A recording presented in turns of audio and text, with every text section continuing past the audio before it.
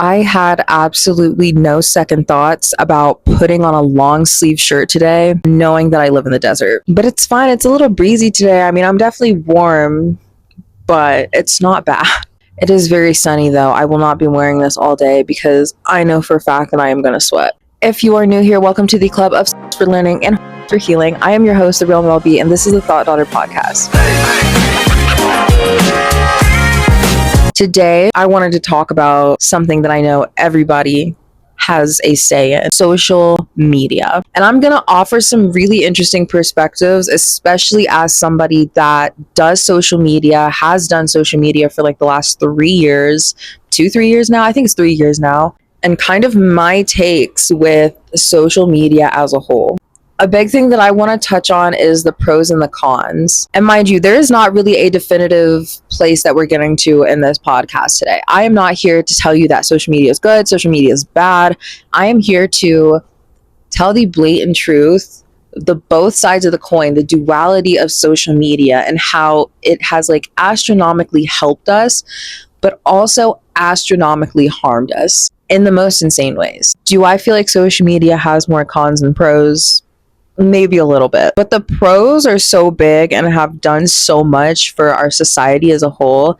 I don't feel like I personally could give a definitive answer on, is social media good or bad? Get rid of it or keep it, whatever. Let's start with the pros, because I always want to start up a conversation with something positive. I feel like, one of the biggest pros of social media that it has done for us as a society, as a whole entire humanity, is connecting us as people. Before social media was a thing, you kind of really only knew like the people in your neighborhood, the people you went to school with, maybe the people you worked with, maybe the people you met on vacation, you'd remember their face if you saw them again. But there was no way to just randomly get in contact with somebody like all the way across the country from you in just the palm of your hand. Nowadays, you could be talking to somebody on the other side of the planet, let alone the other side of the country. It has quite literally, I know everyone says this all the time, but they are not wrong. It has literally allowed us to have the entire world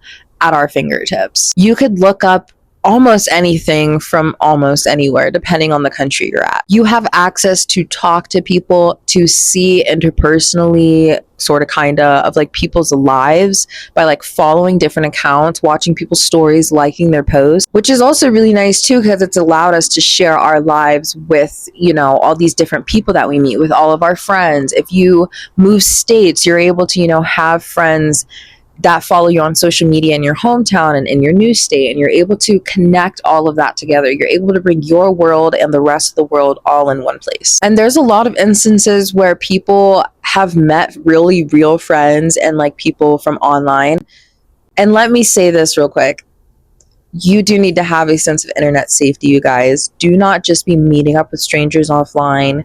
Do not just be talking to anyone online, especially if you are younger.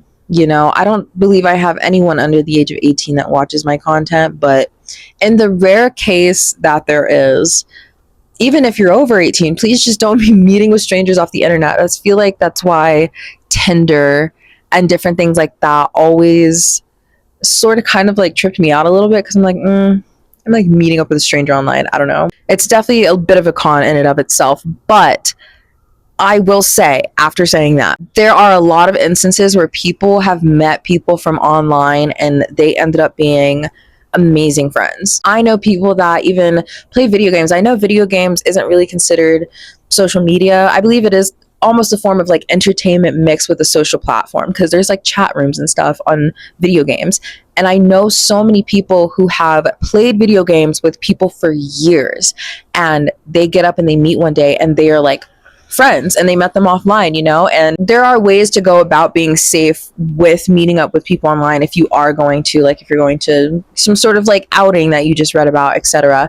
I know for myself as well, I have some people in my hometown, when I lived back there, that I met literally from social media, and we ended up becoming friends. And when I moved from my hometown out here to Colorado, that was how I actually literally made all of the friends that I have here in Colorado, which I feel sounds kind of bad, right? But I took the chance and I joined a bunch of like really nice groups. I feel like it kind of depends on like how you go about talking to strangers online. But I joined these like really cool groups for like people in the area that like, wanted to make friends.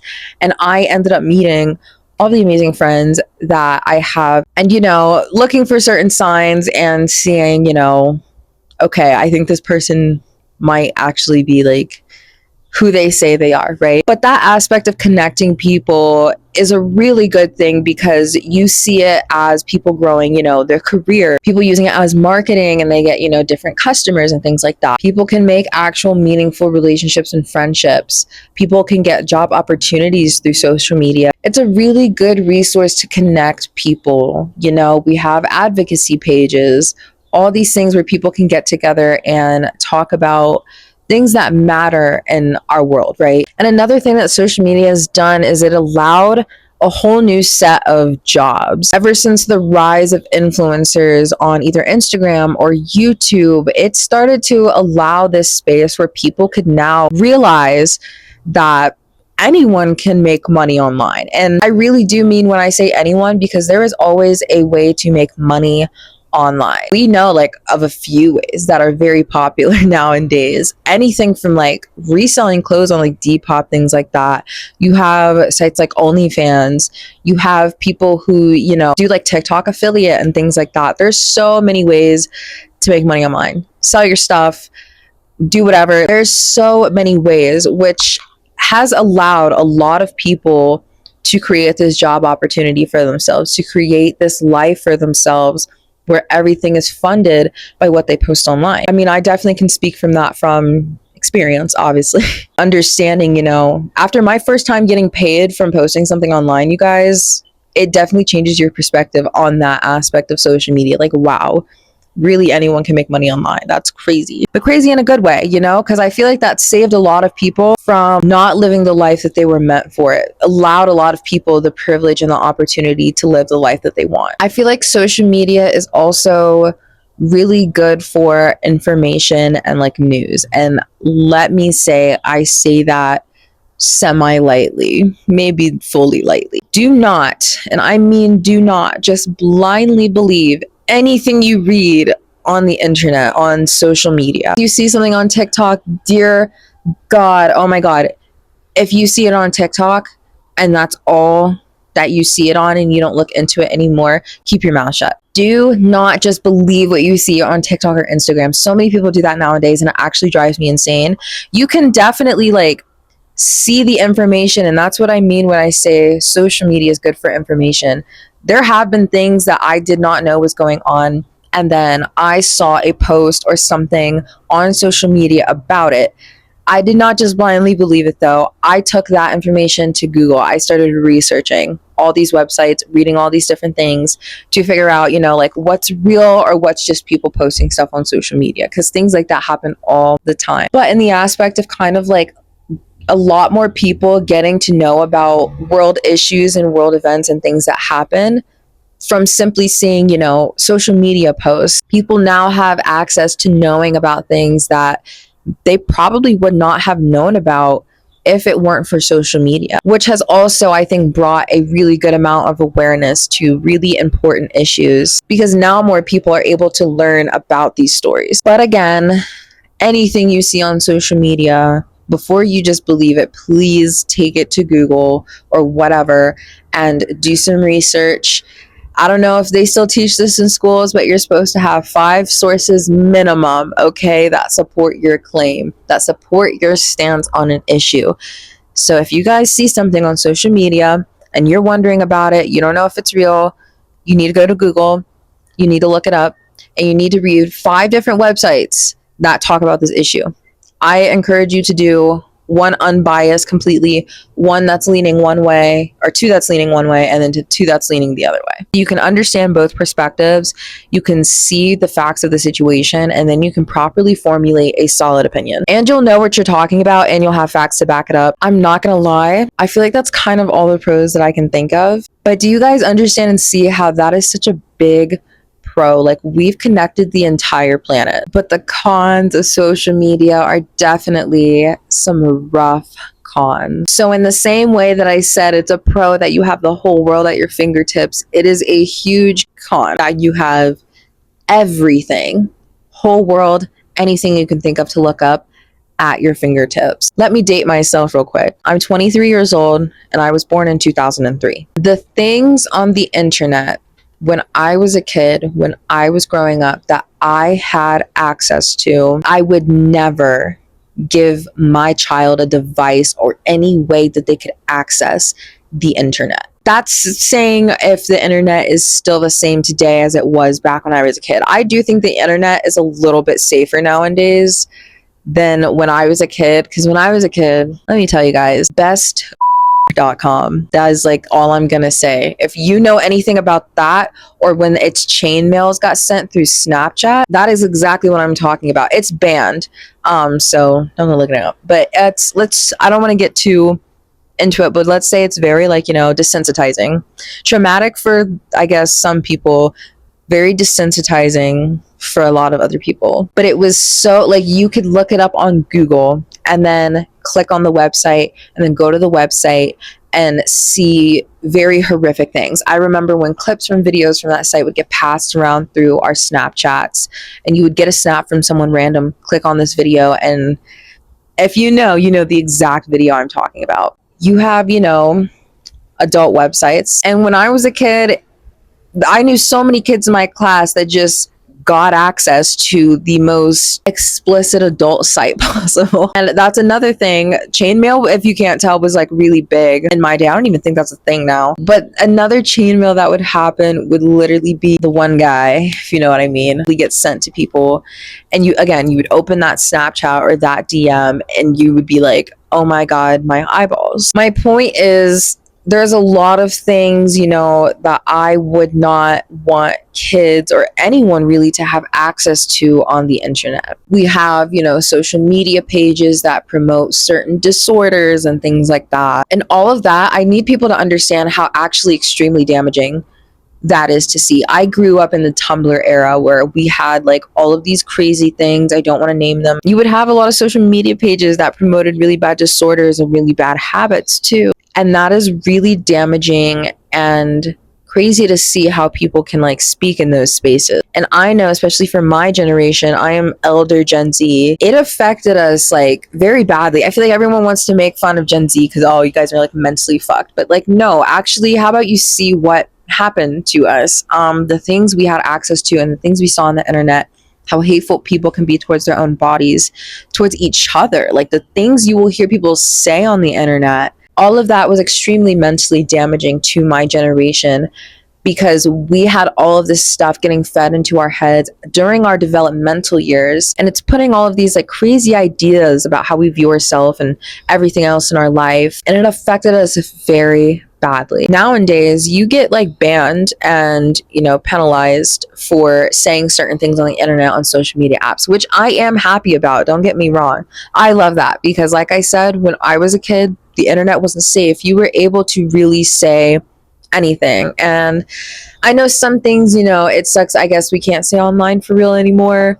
But other things, I'm happy we're not able to talk about that online actually in a shared space with everybody. You also have like an insane amount of like predatory behavior on social media, catfishes too, I consider kind of predatory behavior because you have someone basically lying about either who they are or lying about their intentions or having ill intentions and trying to get you to either like meet in real life or trying to get something out of you, whether that's money, whether they show up and they don't look like the person they said they were, whether that's like in a catfish way or in like a dangerous way, you have actual like weirdo predators that like try to talk to children on the internet. That's the other side of the pro aspect of like, you have access to everyone, like everyone's connected. There's good everyone and then there's bad everyone. And guess what? They have access to the internet too. So unfortunately, yeah, there are some really fucked up, mean and horrible people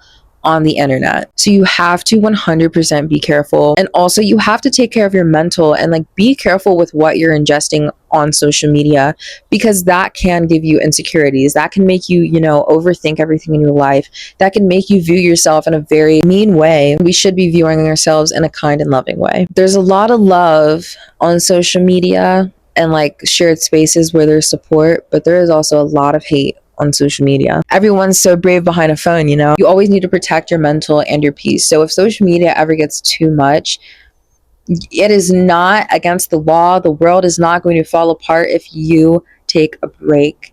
It is okay. Take a break from posting, take a break from consuming so much information, because we do have so much we can consume at once and in such a speed round on social media, on the internet as a whole. I think social media and the internet can really be a wonderful tool if it is used correctly. So please make sure you're taking caution. Understand that there may be some pros, but you also have to acknowledge the cons, and vice versa. There may be some cons, but you do have to also acknowledge how much good and how much it's actually helped our society, how many businesses were able to flourish and boom even more because they were able to have these social media sites. I feel like we should still be teaching people how to navigate the internet, especially if you happen to give your 16-year-old or your 15-year-old a phone. They should definitely know how to properly and safely navigate the internet, knowing what the signs are of when somebody's lying or when someone's trying to scam you, not giving out too much personal information. That's a really big one, because I feel like sometimes people post a little too much personal information on the internet. I know obviously because of the career field that I'm in, I post a lot on my social media, but believe it or not, there is a lot of my life that is not shared on the internet. I post what I like to share and what I feel comfortable sharing with my life to the world. But much like a lot of other content creators and influencers, there is a huge chunk of our lives that we just do not share on the internet. We don't talk about it, and it's not that we're ashamed or anything, but so you do need to have a sense of privacy when you are a content creator or when you're somebody that has a internet public presence. It can already be a lot to have so much of your life and so much of you on the internet. So there's definitely something that we have to keep for ourselves. And that even goes for people who aren't content creators or people with an internet presence. Don't share all your personal information online. It's okay to have things that you just enjoy in life. It's okay to have moments that are just in person. It's okay to have something that's just for yourself without having to share it to the internet. Because at the end of the day, it's not going to matter what you post online, because what you experience in person, what you get to keep with you in your soul, is most important. And having something that is just for your soul that you don't share with the world is a huge key in that. That's all that I have for you guys today. Thank you so much for listening. Make sure you guys click the link in my description box below. That's going to be where you can find me anywhere across social media. Come hang out with me and see some of the life that I do post. Make sure you guys like, comment, and subscribe, and turn on those post notifications so you can be notified the next time I post a video. Make sure to share this video with a friend that needs to hear it. I love you guys so much. Be safe out there on social media and the internet. Stay cunty, make money, and ask a whole lot of fucking questions. I love you guys. I'll talk to you next time. Bye.